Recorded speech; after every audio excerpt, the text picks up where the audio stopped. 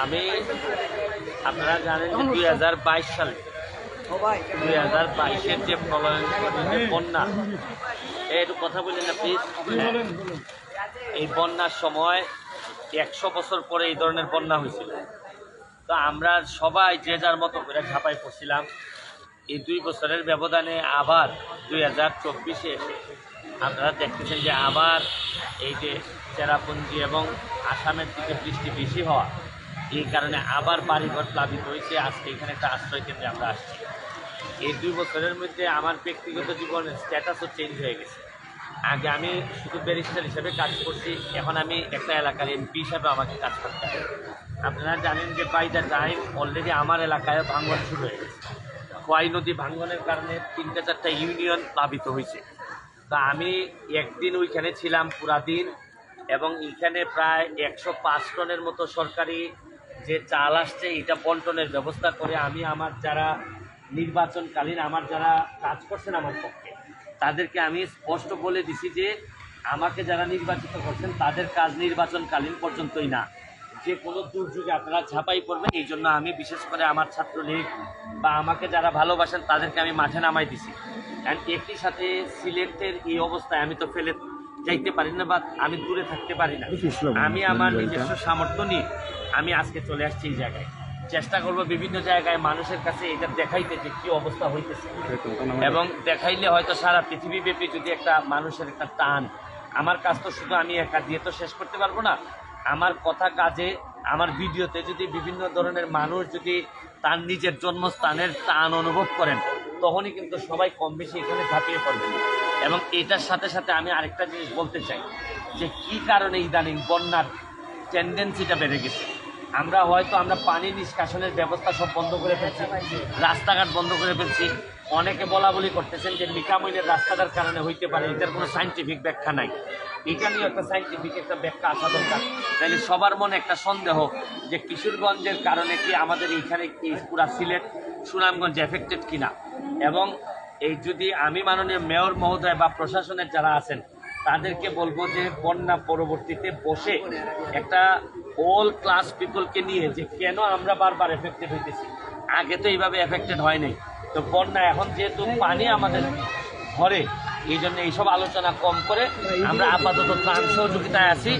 পানি শেষ হইলে আমি মনে করবো যে এই শাহজালালের নগরীকে রক্ষা করার জন্য শাহজালালের যারা উত্তরাধিকার আছেন তারা একসাথে বসবেন, আমারে ডাকলে আমিও আসবো, বসে একটা স্থায়ী সমাধান কিভাবে করা যায় এটার জন্য কাজ করতে হবে। আচ্ছা ভাই একটা বিষয়, সেটা আমরা দেখছি যে বন্যায় তো আসলে রাজনৈতিক দলগুলো আসলে সবার আগে ঝাঁপিয়ে পড়ে আমরা দেখেছি, কিন্তু এবার আওয়ামী লীগ বিএনপি বিশেষ করে আওয়ামী লীগ ক্ষমতাসীন দল তাদের কোন নেতা কর্মী কোন সংগঠন আমরা নামতে দেখিনি, এটা আসলে কি বলবেন? এখন এটা তো দলীয় সিদ্ধান্ত। ধরেন আমি নিজেও যে আসছি, আমি তো আওয়ামী লীগের লোক হিসাবে আলাদা আসছি। আপনি যেটা বলতেছেন দলগতভাবে, সরকার যেহেতু আছে সরকারের এখানে সরকার তো সেন্ট্রালি থাকে।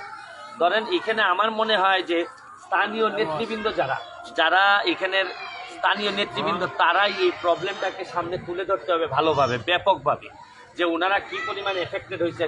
বাই দা ওয়ে আমি ত্রাণ মন্ত্রণালয়ের মাননীয় মন্ত্রীকেও আসতে দেখছি। আমার একটা বিশ্বাস যে এখানে স্থানীয় নেতৃবৃন্দ যার যে জায়গাটা উপজেলা যেটা এফেক্টেড হয়েছে, এইটা যদি আপনি ভালো করে তুলে ধরতে পারেন, জননেত্রী শেখ হাসিনা, আমার পুরা বিশ্বাস ওনাকে তুলে ধরলে উনি কোনো না কোনো একটা সমাধান বের করে দিবেন, মানুষের জন্য রিলিফ হবে। আগামী রবিবারে আমার মহান সংসদে আমার বক্তব্য আছে বাজেটের উপর। আমি বাজেটের উপর বক্তৃতাতেও যদিও আমার জেলাটা একেবারে সাইডে পড়ছে হবিগঞ্জে, তারপরও সিলেট সুনামগঞ্জের পক্ষে আমি কথা বলবো এবং নির্বিঘ্নে কথা বলবো এবং প্রেশার দিয়ে কথা বলবো যে এইটা এইভাবে চলতে পারে না। সিলেটকে প্রোটেকশন দেওয়ার জন্য সবাই একত্রিত হইতে হবে। এখন সিলেটের ব্যাপারে কোনো আওয়ামী লীগ বিএনপি জাতীয় পার্টি শোনা যাবে না, শোনা উচিত হবে না। সিলেটকে সেভ করার জন্য সবাই একসাথে ঝাঁপাই পড়তে হবে, এটা আমার পরিষ্কার। আরেকটা বিষয়, প্রধানমন্ত্রী 2022 সালে ভয়াবহ বন্যার পর সিলেট সফর করেছিলেন, তিনি সুরমা খননের কথা বলেছিলেন, 2 বছরেও সেটি শেষ হয়নি। এই জটিলতাগুলো সিলেট বিভাগের উন্নয়নের ক্ষেত্রে কেন আসলে এই জটিলতা? সিলেটের উন্নয়নের জটিলতা কেন জানেন? সিলেটের আমি সহ আমরা নেতারা হচ্ছে কিছুটা আমরা নিজেদের বাইরে চিন্তা করতে পারি না।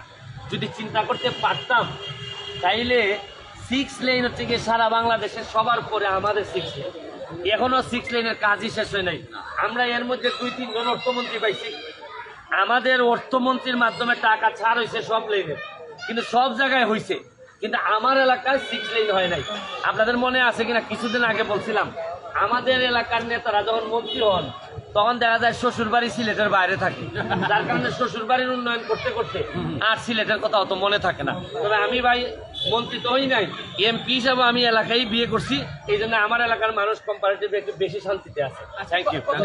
একেবারে আপনি যে রবিবারে যে বক্তব্যটা রাখবেন, জি, জি। সেখানে কি এই ইটনা মিটামইনের বিষয়টা আসবে? আমি অবশ্যই বলবো, আমি কিন্তু বলছি না যে ইটনা মিটামিনের রাস্তার কারণে এই অবস্থা। একটা পোর্শন মানুষ মনে করতেছে যে এটার একটা কারণ হইতে পারে, এটার একটা সায়েন্টিফিক স্টাডি আমাদের সামনে আসা দরকার, যে যদি না হয়ে থাকে তাহলে এটা আমাদের নসিব, আমরা মনে করবো পানি আমাদেরকে, আর যদি হয়ে থাকে এইটারও তো বিকল্প ব্যবস্থা নিতে হবে, তখন হয়তো আরো অনেক বেশি ব্রিজ বানাইতে হবে। কি করা লাগবে এটা রাষ্ট্র বা সরকার জানে। থ্যাংক ইউ, ধন্যবাদ।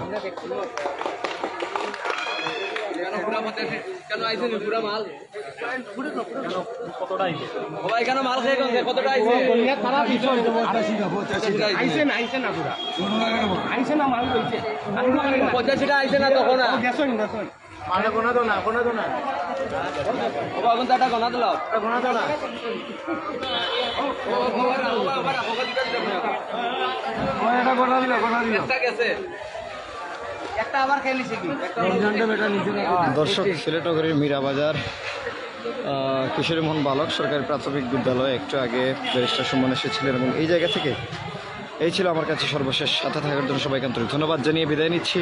আসসালামু আলাইকুম।